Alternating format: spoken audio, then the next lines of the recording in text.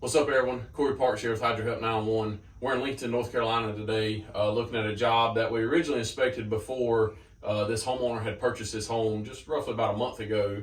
One of the things we noticed when they purchased a home is that a new sump pump had been installed. This is not the ideal situation for a sump pump.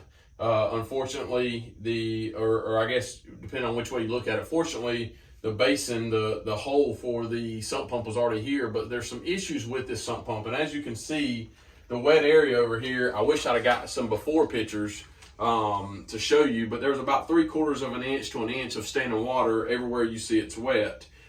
We installed the dehumidifier. The dehumidifier is not the cause of the leaking or the standing water. What's causing it is, if we can zoom in right here, first off, this is a cheap sump pump. You know it's cheap because of the way the float works. So if you see here, this float has to turn all the way up for this pump to kick on. Well, the problem is this basin's too small, which is a common problem we run into. So this float is hitting the side here and it can't turn up.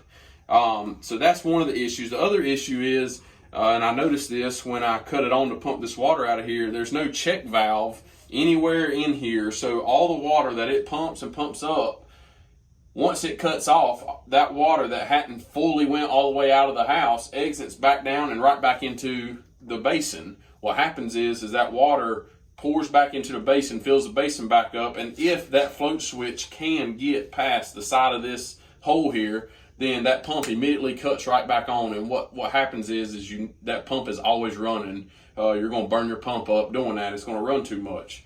So this is, this is not installed by a professional waterproofing company or a foundation repair company. I know that for a fact. There's about 5 to 7 reputable companies in the greater Charlotte area. I have no issue telling people who they are and the type of work they do, because most of them are reputable for a reason. They do good work, and this is not something that any of them companies would do.